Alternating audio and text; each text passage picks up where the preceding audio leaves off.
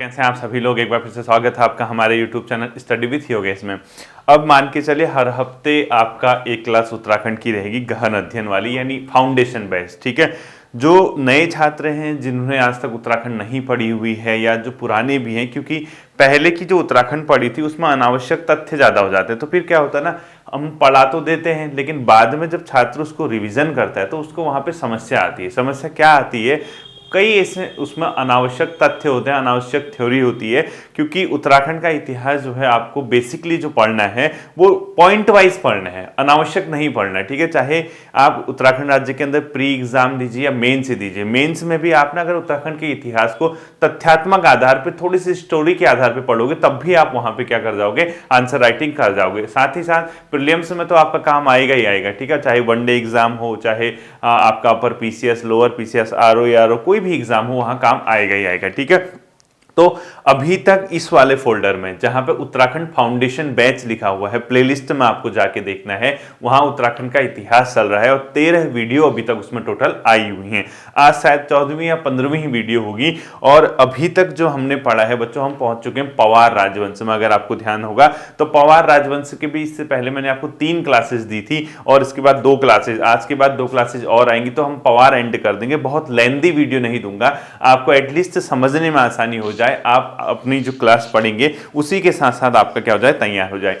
पिछली क्लास में अगर आपको ध्यान होगा, क्योंकि 2-2.5 महीने पहले वो फाउंडेशन का बैच आया हुआ था, 2.5-3 महीना लगभग हो गया होगा, अब फिर से वो फाउंडेशन क्लासेस शुरू हो रही हैं, उसी को हम आगे कंटिन्यू करेंगे। तो मैंने आपको महाराजा पृथ्वीपति शाह के बारे में बताया था और वहां पे मैंने बताया था कि उनकी संरक्षिका कौन थी और कैसे उन्होंने रूल करना शुरू किया। शाहजहां या मुगल सम्राट के साथ उनके थोड़े मतभेद हुए, शाहजहां के साथ 3 जो संघर्ष हुए वो लिखाया था, अपना नोट्स खोल के देख लीजिए। ठीक है, अगर आपने नहीं देख पाया है या आपने नहीं देखा तो आप पुरानी क्लासेस को शुरू कर दीजिए उत्तराखंड फाउंडेशन बैच करके। ठीक है, देखिए अब आपको मैंने ये बताया था बच्चों, क्योंकि आपका जो महाराजा पृथ्वीपति शाह थे, पृथ्वी शाह थे, उनका क्या था, मुगलों के साथ तनाव चल ही रहा था। इसी बीच एक बहुत महत्वपूर्ण घटनाक्रम घटता है बच्चों। वो घटनाक्रम क्या होता है, जब मुगल साम्राज्य में उत्तराधिकार का युद्ध चल रहा होता है, यानी कि औरंगजेब उत्तराधिकारी होगा या सुलेमान सिको, दारा सिको, जो भी है, मुगल साम्राज्य में 1657-58 के बाद क्या चल रहा था, मुगल वंश में 1658 के आसपास उत्तराधिकार का युद्ध चल रहा था। उसी उत्तराधिकार के युद्ध के समय में एक घटना घटित होती है। वो घटना क्या थी, एक दारा सिकोह थे, उनके पुत्र सुलेमान सिकोह भागकर श्रीनगर गढ़वाल आ गए। यानी 1658 में क्या होता है, दारा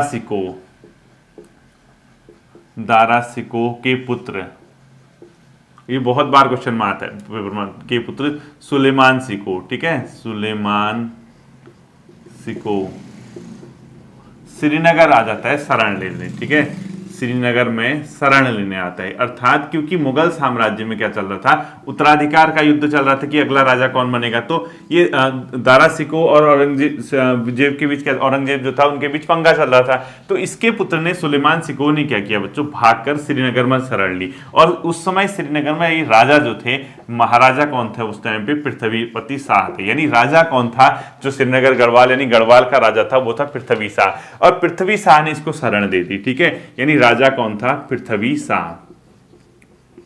पृथ्वी शाह ने क्या कर दी, इसको शरण दे दी। अगर क्वेश्चन पूछता है कि दारा सिकोह के पुत्र सुलेमान सिकोह को श्रीनगर गढ़वाल में शरण देने वाला राजा कौन था, पृथ्वी शाह था। ठीक है, ऐसे ही नोट्स भी बनाना है। अब इसने शरण दी, पहले ही मुगलों के साथ तनाव चल रहा था, तनाव और बढ़ गया। ठीक है, कहीं ना कहीं आप ये मान के चलिए, जो गढ़वाल की सीमा थी, हो क्या रहा था मैं आपको बताता हूं। सपोज जैसे हमारा उत्तराखंड का मैप देखोगे, अगर ये वाला पोर्शन अगर गढ़वाल का है तो इसमें क्या होता है, वेस्टर्न पोर्शन से, हिमाचल के इलाके से सिरमौर वगैरह, सिख वगैरह युद्ध कर रहे थे। ठीक है, इस पोर्शन से, कहां से, जो साउथ पोर्शन है, ये जो इस इलाके से, वहां से जो आक्रमण कर रहे थे, कभी मुगल कर रहे थे, कभी कोई कर रहे थे। पूर्व की ओर से यहां से जो आक्रमण होता था, चंद वगैरह का इनके साथ पंगा चलता था, और कहीं ना कहीं पश्चिमी भाग से भी तिब्बत वगैरह, सॉरी उत्तरी भाग से तिब्बत वगैरह का इनके साथ क्या चलता था, एक प्रकार से तनाव। तो कहीं ना कहीं मान के चलिए, जैसे ही सुलेमान सिकोह ने इसको श्रीनगर में शरण दी तो इनके बीच, मुगल सेना के बीच और गढ़वाल की सेना के बीच क्या होगा, तनाव उत्पन्न हो गया। तनाव उत्पन्न होना सही था, लेकिन पृथ्वी शाह अपने आप में एक ऐसा राजा था जो इस बात पे बिलीव करता था कि मैं अपने राज्य में शरण आए हुए किसी भी व्यक्ति को ऐसे ही छोड़ूंगा नहीं, यानी अर्थात उसको मैं परेशानी में नहीं डालूंगा, वापस मुगल को नहीं दूंगा। हमारा राजधर्म है कि हम शरणार्थी को क्या करें, संरक्षण प्रदान करें, भले ही इसके लिए हमें अपना साम्राज्य खोना पड़े। इस प्रकार की उसकी थिंकिंग थी।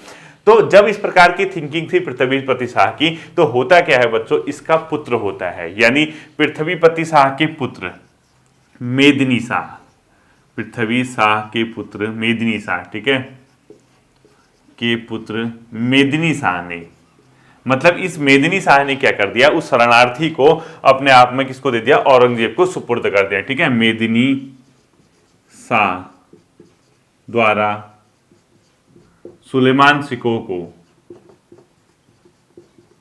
सुलेमान सिको को औरंगजेब को क्या कर दिया, सुपुर्द, औरंगजेब के सुपुर्द कर दिया। ठीक है, अर्थात इसने क्या कर दिया, उसको वापस औरंगजेब को लौटा दिया। अब जैसे औरंगजेब को लौटाया तो पृथ्वी शाह क्या हो गया, आग बबूला हो गया, और उसने क्या कर दिया, मेदिनी शाह को अपने राज्य से देश निकाला कर दिया। अर्थात उसने क्या किया, उसने कहा कि तूने मुझे धोखा दिया है और हमारे राज्य की तूने क्या की, बदनामी की, शरणार्थी को तूने वापस उसी औरंगजेब को दे दिया जिससे वो छुप के भागते हुए यहाँ आया था, और हमारे राज्य की नाक कटवा दी। और इसने क्या कर दिया, पृथ्वी शाह ने मेदिनी शाह को क्या कर दिया, उत्तराधिकार से क्या कर दिया, वंचित कर दिया। अर्थात अब तू मेरा बेटा है तो तू यहाँ पे गद्दी पे नहीं बैठेगा। और इसने अपना बाकी जीवन कहाँ बिताया था, मुगल साम्राज्य में बिताया था। ठीक है, तो इसी मेदिनी शाह के नीचे आप लोग क्या लिख दोगे, मेदिनी शाह को उत्तराधिकार से वंचित व महाराजा फतेह शाह को इसने राज्याभिषेक करा दिया। ठीक है, देखो मेदिनी शाह उत्तराधिकार से वंचित कर दिया, उत्तराधिकार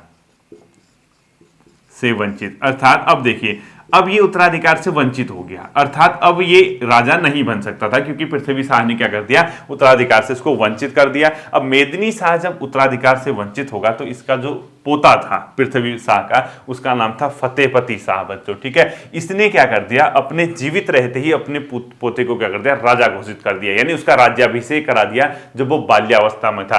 तो जब उत्तराधिकार से इसको वंचित किया तो वंचित करते ही क्या हो गया बच्चों, महाराजा फतेह शाह को राज्याभिषेक। ठीक है, उत्तराधिकार से वंचित तथा महाराजा फतेह शाह, जहां फतेह शाह का बाल्यावस्था में राज्याभिषेक, का बाल्यावस्था में राज्याभिषेक, अर्थात अब जो हो गया, कौन हो गया राज्याभिषेक, किसका हो गया, महाराजा फतेह शाह का। ठीक है, तो अगर क्वेश्चन ये पूछता है पृथ्वी शाह ने अपने अंतिम दिनों में जीवित रहते हुए किस राजा का राज्याभिषेक कराया, जो उसका पौत्र था यानी पोता था महाराजा फतेह शाह का। ठीक है, वास्तव में किसका कराना चाहिए था, मेदिनी शाह। क्यों नहीं कराया, क्योंकि उसने उत्तराधिकार का वंचित कर दिया, इसलिए क्योंकि इसने सुलेमान सिको को वापस किसको सुपुर्द कर दिया, औरंगजेब को सुपुर्द कर दिया, इस वजह से। ठीक है, अब बच्चों देखना, दिल्ली से आए दो चित्रकार थे, श्यामदास व हरदास, उनको भी इसने क्या कराए थे, शरण दी थी। ठीक है, ये तो उत्तराधिकार वाला था। अब लिखो, दिल्ली से आए चित्रकार श्यामदास व हरदास को शरण, लिखो, दिल्ली से आए चित्रकार श्यामदास व हरदास को शरण, व हरदास को शरण। ठीक है, अगर कभी क्वेश्चन ये पूछता है कि दिल्ली से आए चित्रकार श्यामदास व हरदास को शरण देने वाला परमार शासक कौन था, तो आंसर हो जाएगा पृथ्वी शाह हो जाएगा। ठीक है, इसको भी ध्यान रखना। और पृथ्वी शाह ने क्या किया था बच्चों, राजधानी भी अपनी कहीं ना कहीं एक मतलब रवाई की में गढ़वाल गढ़ी या राजगढ़ी को इसने क्या किया था, अपनी द्वितीय राजधानी बनाया था। ठीक है, तो देखो गढ़वाल गढ़ी, गढ़वाल गढ़ी ऑब्लिक राजगढ़ी, राजगढ़ी। ठीक है, ये कहां पड़ता है, रवाई में, ब्रैकेट में लिख दो रवाई क्षेत्र। ठीक है, को द्वितीय राजधानी, को द्वितीय राजधानी किसने बनाया था, पृथ्वी शाह ने। पृथ्वी शाह ने क्या किया था, रवाई को दूसरा राजधानी यानी गढ़वाल गढ़ी या राजगढ़ी को द्वितीय राजधानी के रूप में बनाया था। ठीक है, तो पृथ्वी शाह के बारे में इतना आपका काफी है। तो ये मान के चलना, एक धार्मिक प्रवृत्ति का राजा, एक ऐसा राजा जो शरणार्थी का क्या करता था, सम्मान करता था, उसको अपने दरबार में रखना पसंद करता था। इसके अलावा इसी के समय में सुलेमान सिको जो है शरण लेने आया, इसके पुत्र मेदिनी शाह ने उसको वापस औरंगजेब को सुपुर्द कर दिया, जिस वजह से इसने क्या किया, उसको उत्तराधिकार से वंचित कर दिया और अपने अपने जो पौत्र है यानी फतेह शाह को उसने क्या किया था, राजा नियुक्त कर दिया था। ठीक है, तो अगला हेडिंग बच्चों आपका आएगा महाराजा फतेहपति शाह या महाराजा फतेह शाह। ठीक है, लिखो महाराजा फतेह शाह, महाराजा फतेह शाह। क्योंकि ये सब चीजें बच्चों हमने सिर्फ स्टोरी और तथ्यात्मक आधार पर, ठीक है, अनावश्यक उत्तराखंड का इतिहास बच्चों भूल के भी मत पढ़ना जीवन में, ठीक है, वरना फंसे के फंसे रह जाओगे, एग्जाम निकलेगा नहीं, अनावश्यक चीजें आप लोग पढ़ते रह जाओगे। ठीक है, इसके बारे में पहला फैक्ट देखो, प्रारंभ में अपने पितामह अर्थात पृथ्वीपति शाह के संरक्षण में इसने शासन किया। ठीक है, देखो प्रारंभ में अपने पितामह फतेहपति शाह यानी पृथ्वी शाह, लिखो पृथ्वी शाह का संरक्षण, यानी स्टार्टिंग में इसने क्या किया, अपने पिता के संरक्षण में, गद्दी पे तो ये बैठा था यानी पितामह, ठीक है, इसके दादा मान के चलो, उनके संरक्षण में इसने क्या किया था, शासन किया था। ठीक है, बाद में राजमाता कटौची का इसको संरक्षण हुआ, जो कि एक कांगड़ा नरेश की क्या थी, पुत्री थी। देखो राजमाता, क्या पता कभी कभी इस प्रकार से क्वेश्चन भी पूछ देते ना कि राजमाता कटौची के संरक्षण में किसने शासन किया। ठीक है, लिखो राजमाता कटौची का संरक्षण, राजमाता कटौची का संरक्षण भी इसको क्या हुआ था, प्राप्त हुआ था। ठीक है, इस तरीके से भी कभी कभी क्वेश्चन पूछ देते हैं कि इसको किसने संरक्षण दिया था, कटौची का संरक्षण किसको प्राप्त हुआ था। ठीक है, इसने क्या किया बच्चों, एक घटना बहुत इसके टाइम की फेमस है, बद्रीनाथ तक का क्षेत्र इसने विजिट किया और उसको विजिट करने के बाद कत्यूर का जो गढ़सार गांव था वो बद्रीनाथ मंदिर को दान दिया। ठीक है, लिखो जब क्योंकि गढ़वाल का जो नरेश था और चंद नरेश थे वो अपनी सीमाओं को बचाने के लिए आपस में क्या करते थे, संघर्ष करते थे, यानी उधर से चंद राजा इधर को फैलने की कोशिश करते थे या अपने राज्य को बचाने की कोशिश करते थे, यहां से गढ़वाल नरेश अपनी सीमा को विस्तारित करते थे या उसको बचाने की कोशिश करते थे। तो कहीं ना कहीं जब इसका चंद राजाओं के साथ एक प्रकार का युद्ध हुआ या चंद राजा के साथ इन्होंने लड़ना शुरू किया, तो इसने क्या किया बच्चों, अपने साम्राज्य का विस्तार करते हुए इसने बहुत बड़े इलाके को, कत्यूर बैजनाथ तक के इलाके को इसने विजिट किया और कत्यूरों का एक गांव था उसको गढ़सार, उसको बद्रीनाथ मंदिर को इसने दान दिया। ठीक है, लिखो गढ़सार गढ़सार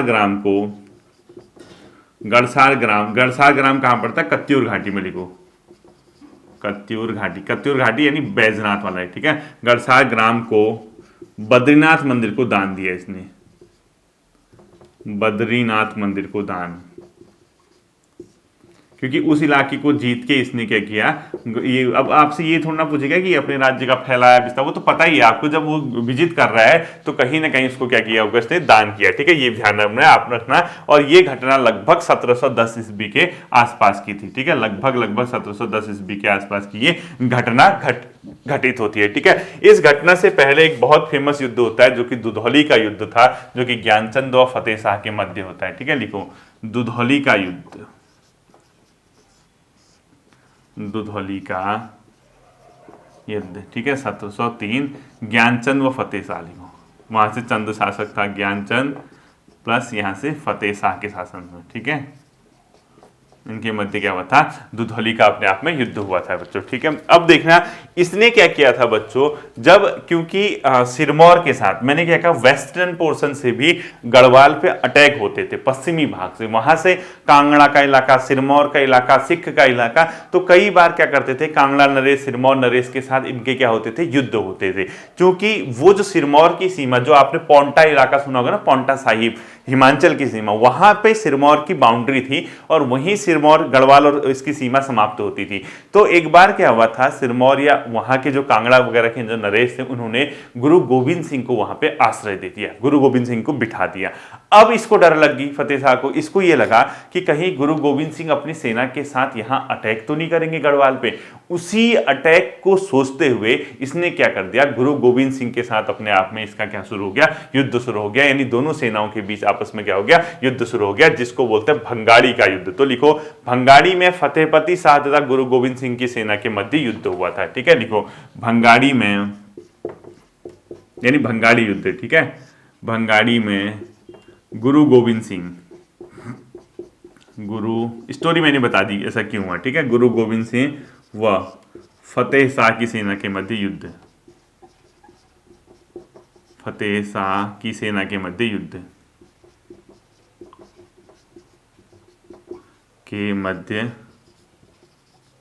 युद्ध शुरू हुआ बच्चों, ठीक है, कि मध्य युद्ध। और ये जो घटना है अपने आप में ये बताई जाती है लगभग 1689 के आसपास, यानी 1689 के मध्य ये युद्ध माना जाता है, ठीक है। अब मेरे को एक क्वेश्चन इस बार लगा था कि कहीं ना कहीं आने वाले एग्जाम में आएगा, इसके बारे में एक बहुत फेमस चीज है बच्चों, अष्टकोणी रजत मुद्रा तथा छंदबद्ध मुद्रा लेख किसने खुदवाई, ठीक है। लिखो, अष्टकोणी रजत मुद्रा का संबंध अगर पूछता है 8 कोण वाले, ठीक है, अष्टकोणी 8 मतलब जिसके कोने होंगे, रजत मतलब, ठीक है, रजत मुद्रा तथा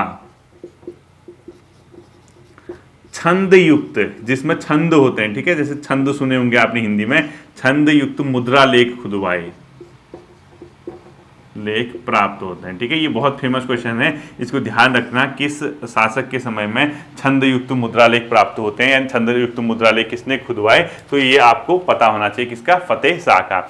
इसके बाद बच्चों इसके समय में बहुत से अपने आप में विद्वान आए, क्योंकि ये जो फतेह शाह था इसका जो नेचर था अपने आप में एक धार्मिक प्रवृत्ति, जो ज्ञाता होते थे उनको आश्रय देना, कवि एक भी अपने प्रकार का था और कला में बहुत रुचि रखता था, ठीक है। तो इसके समय में विभिन्न प्रकार की ग्रंथों की रचना हुई, उसमें लिखो प्रमुख रचनाएं, ठीक है, महाराजा फतेह समूह की प्रमुख रचनाएं, ऐसे लिखो, इसके समय की प्रमुख रचनाएं। अब इससे क्वेश्चन पूछता है कि ये किसके समय की कौन सी रचना है, ठीक है। प्रमुख रचनाओं में पहला लिख लो आप लोग फतेह शाह करण ग्रंथ, फतेह शाह करण ग्रंथ, ठीक है। ये है बच्चों किसकी, जटाधर की। जटाधर किसके समय में था, इसी के समय में, ठीक है। लिखो, जटाधर के समय की ये फतेह शाह कर्ण ग्रंथ है, ठीक है। इसके अलावा फतेह प्रकाश भी इसी के समय की, जो कि रतन कवि ने लिखी है, ठीक है। फतेह प्रकाश नामक रचना भी किसकी है, इसी की है, जो किसने लिखी है, रतन कवि के द्वारा, ठीक है। फतेह प्रकाश किसके द्वारा लिखी गई है, रतन कवि के द्वारा। इसके अलावा लिखो वृत्त विचार, जो कि कविराज किसने लिखी है, सुखदेव ने, ठीक है। लिखो वृत्त विचार, वृत्त विचार ये किसने लिखी है, कविराज सुखदेव ने, ठीक है, कविराज सुखदेव के द्वारा क्या लिखी गई है, वृत्त विचार नामक रचना लिखी गई है। इसके अलावा वृत्त कौमुदी और रसराज ग्रंथ, लिखो वृत्त कौमुदी और रसराज ग्रंथ प्लस रसराज ग्रंथ, ये लिखिए मतीराम के द्वारा, ठीक है। ये इंपोर्टेंट है, किसके द्वारा लिखी गई है, मतीराम के द्वारा, ठीक है। अगला लिखो फतेह शाह यशोवर्णन, ठीक है, मतीराम लिख दो इसको, मतीराम द्वारा लिखी गई, ठीक है। अगला लिखना आपको फतेह शाह यशोवर्णन, जो कि रामचंद्र कंडियाल ने लिखी है, ठीक है। फतेह शाह यशोवर्णन,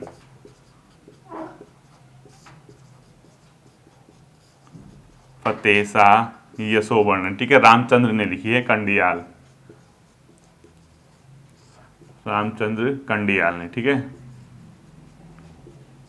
रामचंद्र कंडियाल ने क्या लिखी है, फतेह शाह यशोवर्णन। इसके अलावा बच्चों इसके समय में इसने क्या कहता है, जटाधर रतन कवि और मतीराम को इसने आश्रय दिया था, ठीक है। नोट करके लिखो, नोट, जटाधर मतीराम और जटाधर मतीराम, इनको आश्रय, यानी आश्रय मतलब ये लोग इसके दरबार में थे, ठीक है। तो लिखो जटाधर मतीराम व रतन कवि को इसने आश्रय दिया था, ठीक है। लिखो रतन कवि को आश्रय। अगर कभी कोई क्वेश्चन पूछता है इनको किसने आश्रय दिया था, आपका सीधे आंसर होना चाहिए फतेह शाह ने, ठीक है। आश्रय, इन तीनों को किसने आश्रय दिया था, अपने आप में फतेह शाह ने, ठीक है। फतेह शाह की तुलना इस बंदे ने महाराजा शिवाजी से की थी, किसने, मतीराम ने, ठीक है। लिखो मतीराम के द्वारा फतेह शाह की तुलना किससे की थी, शिवाजी से। लिखो मतीराम के द्वारा इसकी तुलना, लिखो तुलना शिवाजी से, महाराज शिवाजी से, लिखो महाराजा शिवाजी से, ठीक है। अगर क्वेश्चन ये पूछता है कि फतेह शाह की तुलना किसने महाराजा शिवाजी से की थी, किसकी तुलना लिखी थी, फतेह शाह की। अब इधर उल्टा पता न चले, ऐसा भी नहीं होना चाहिए। ये भी आपका हो गया, फतेह शाह की तुलना किससे की थी, शिवाजी ने। अगला पॉइंट देखना, इसके बाद जब ये सत्ता में बैठा, इसकी चर्चा बहुत दूर दूर तक होने लगी बच्चों। यानी ये जो लोगों को लगा, मतलब ये वास्तव में था कि एक बहुत विद्वानों को आश्रय देने वाला, कवियों का सम्मान करने वाला, धार्मिक प्रवृत्ति का नेता। तो बहुत से लोग इसके समय में श्रीनगर गढ़वाल की यात्रा पर आए। तो लिखो भूषण, मतीराम, नीलकंठ और फतेह, ये किसके समय श्रीनगर आए? ये इसी के। तो भूषण, मतीराम और नीलकंठ ने इसी के समय यात्रा की। ठीक है, लिखो भूषण, मतीराम, नीलकंठ ने इसी के समय अर्थात फतेह शाह के समय, ठीक है, इसी के समय श्रीनगर यात्रा की।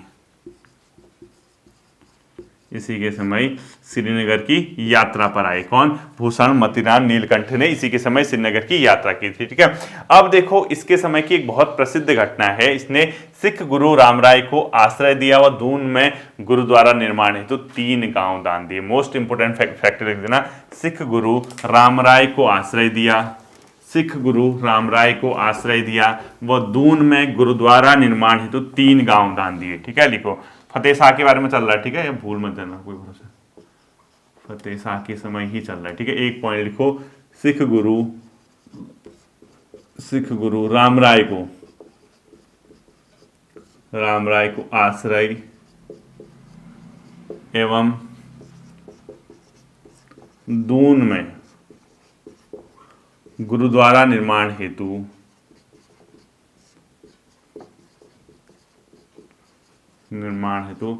3 गांव दान दिए। 3 गांव दान दिए, इंपोर्टेंट फैक्टर है। ठीक है, ये 3 गांव कौन से थे? एक तो था बच्चों अपने आप में राजपुर। ठीक है, राजपुर का इलाका जिसको बोलते हैं। एक इसके अलावा था खुड़बुड़ा और एक था चामासारी। ठीक है, लिखो राजपुर, खुड़बुड़ा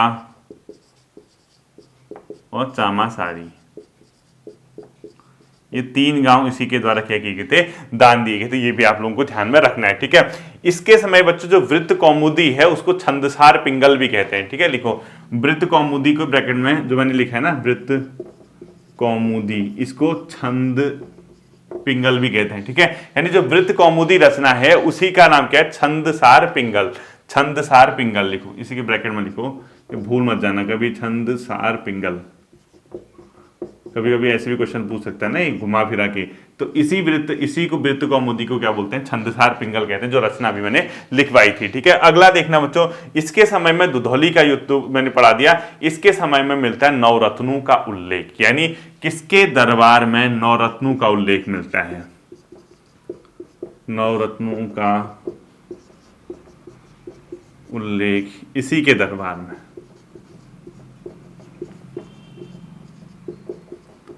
में, ठीक है। और आपका क्या काम क्या होगा? नवरत्न नोट करना है आपने आज। ठीक है, कौन कौन से नवरत्न थे, जटाधर, भूषण, ये सब ना, इनके नाम आप लोगों को क्या करना होगा?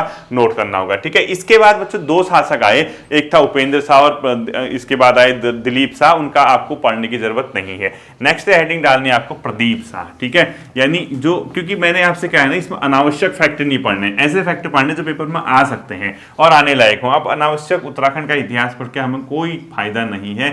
आप लोगों ने इतने समय से पढ़ा है, आप खुद भी जानते हैं। ठीक है, लिमिटेड पढ़ो, अच्छा पढ़ो, फंसेगा क्वेश्चन उसी से फंसेगा, नहीं तो फिर छोड़ देंगे। ठीक है, देखो प्रदीप शाह में पहला फैक्टर लिखना, राजमाता जिया कनकदेई का संरक्षण मिला इसको। राजमाता जिया कनकदेई का संरक्षण। ठीक है, राजमाता जिया कनकदेई का इसको क्या मिला था बच्चों? संरक्षण मिला था। दूसरा, कल्याण चंद चतुर्थ के समय जब रोहिला ने आक्रमण किया था कुमाऊं पे, तो उसकी इसने सहायता की थी। लिखो रोहिला आक्रमण के समय, रोहिला आक्रमण कहां पर? कुमाऊं में, ब्रैकेट में कुमाऊं में लिख देना। और कब? 1743। रोहिला आक्रमण के समय कल्याण चंद फोर्थ यानी चतुर्थ की सहायता की थी इसने, ध्यान रखना आप लोग। ठीक है, वह शासक कौन था जिसने रोहिला आक्रमण के समय कुमाऊं के शासक कल्याण चंद चतुर्थ की सहायता की थी? तो प्रदीप शाह। क्योंकि मैंने आपसे क्या कहा था, कुमाऊं गढ़वाल के बीच तो हमेशा संघर्ष चलता रहा सीमा को लेके, बट यहां पर जो केस मिलता है, यहां पर इसने हेल्प की, इसीलिए इसका शासनकाल चंद व पंवार की मित्रता का शासनकाल, लिखो चंद व पंवार की मित्रता का शासनकाल कहलाता है। ठीक है, मित्रता का शासनकाल। ठीक है, चंद व पंवार की मित्रता का शासनकाल किसका शासनकाल कहलाता है पूछेगा, प्रताप एक अपने आप में किसका, प्रदीप शाह का। ठीक है, ये भी आप लोगों को ध्यान रखना होगा। इसके बाद देखना बच्चों, इसके समय में रामायण प्रदीप का रचनाकार मेधाकर शर्मा जो कि इसका सभा कवि या धर्माध्यक्ष था, लिखो इसका सभा कवि या धर्माध्यक्ष यानी सभा कवि या धर्माध्यक्ष कौन था, जो अपने आप में मेधाकर शर्मा। इसी मेधाकर शर्मा ने रामायण प्रदीप नामक रचना की। ठीक है, मेधाकर शर्मा। और अगर ये क्वेश्चन पूछता है रामायण प्रदीप की रचना, ठीक है, वो किसने की पूछता है, तो आपका आंसर क्या हो जाएगा, मेधाकर शर्मा हो जाएगा। ठीक है, इसने क्या किया था बच्चों, चित्रकार मौलाराम तोमर को भी संरक्षण दिया था। ठीक है, लिखो चित्रकार मौलाराम को संरक्षण, मौलाराम तोमर को संरक्षण। ठीक है, संरक्षण देने वाला शासक कौन था, अपने आप में प्रदीप शाह ही इसका नाम था। ठीक है, इसके बाद इसने भी सिख मंदिर हेतु 4 ग्राम दून में दान दिए। ठीक है, लिखो दून में यानी देहरादून में। ठीक है, सिख मंदिर हेतु 4 गांव दान, निर्माण हेतु 4 ग्राम इसने क्या किए थे, दान दिए थे। ठीक है, सिख मंदिर हेतु 4 ग्राम इसने क्या किए थे, दान दिए थे। और इसने अपनी देहरादून की राजधानी नवादा से हटाकर धामोवाला की थी। ठीक है, लिखो दून की राजधानी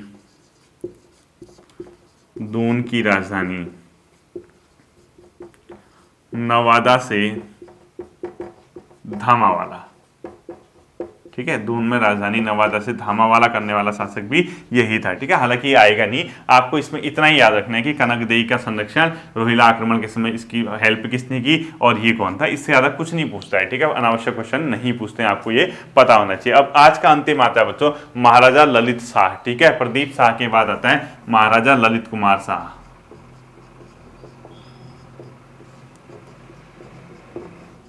महाराजा ललित शाह। ठीक है, इसके बारे में भी हम 2-3 फैक्टर देखेंगे, कुछ इसके अलावा नहीं देखेंगे। ठीक है, अब इसके समय सबसे महत्वपूर्ण जो घटना घटी थी, क्योंकि चंद वंश में बच्चों वहां पर षड्यंत्र हो रहा था कुमाऊं में, वहां आपसी ही मतभेद हो गए थे। तो चंद में एक व्यक्ति हुआ करते थे हर्षदेव जोशी, वो इसके पास आया और बोला आप चंद के वंश में आक्रमण कर दो और आपको बहुत अच्छा मौका है कि आप चंद में आक्रमण करोगे तो आपको कुमाऊं की गद्दी मिल जाएगी। इसने किया भी वही। इसने क्या किया, चंद वंश के समय जो हर्षदेव जोशी के निमंत्रण पे, क्योंकि चंद में षड्यंत्र चल रहा था, आपसी राजदरबार में कलह हो रही थी, इसने उस मौके का फायदा उठा के हर्षदेव जोशी के आमंत्रण पर चंद में क्या करते, अटैक कर दिया। जैसे ही अटैक किया, चंद राजा वहां से भाग गया जो भी था वो, और उसकी जगह इसने क्या कर दिया, प्रद्युम्न शाह अपने बेटे को राजगद्दी पे बैठा दिया कुमाऊं की। तो ये बहुत बड़ी घटना उत्तराखंड के इतिहास में थी कि कोई गढ़वाल का नरेश जो है चंद की गद्दी पे जाके क्या कर रहा है, राज कर रहा है। तो ये बहुत अपने आप में इंपोर्टेंट क्वेश्चन हो जाता है। ठीक है, लिखो इसमें लिखो हर्षदेव जोशी द्वारा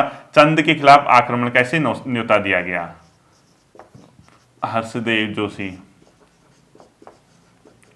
द्वारा चंद पर आक्रमण का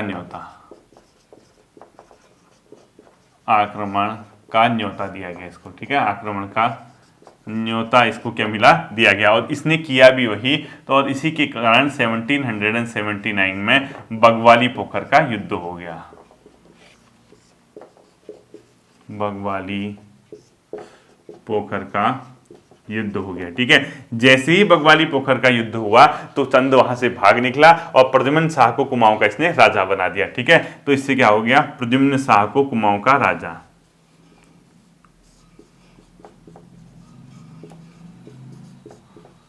को कुमाऊं का इसने क्या कर दिया, उसको राजा बना दिया। किसने, अपने आप में महाराजा ललित शाह ने। ठीक है, ध्यान रखना इसको। इसने सिरमौर पर आक्रमण किया लेकिन वहां पराजित हो गया। दून घाटी पे इसके समय में सिख आक्रमण जारी रहे और मलेरिया से इसकी मृत्यु हुई थी। ठीक है, लिखो मलेरिया से मृत्यु हुई। लिखो सिख, दून घाटी में सिख आक्रमण जारी रहे। सिख आक्रमण कहां पर, ब्रैकेट में लिखो दून घाटी में जारी रहे थे। ठीक है, जारी रहते इसके समय भी। ठीक है, तो ये था काफ़ी लंबे समय के बाद बच्चों उत्तराखंड के इतिहास की ओर मैं भी ट्रांसफ़र हुआ, तो थोड़ा सा मतलब एडजस्ट करने में टाइम लगता है। ठीक है, तो इसलिए ज़्यादा लेंदी मैंने आज नहीं कराया आपको। कल हम नेक्स्ट क्लास के साथ आपको मिलेंगे, उसी के साथ थोड़ा सा आपको ध्यान रखना है कि इस बार थोड़ा सा डीप स्टडी करनी ही करनी है। ठीक है, फिर मिलते हैं अगले सेशन पे, अपना ध्यान रखिएगा। Thank you.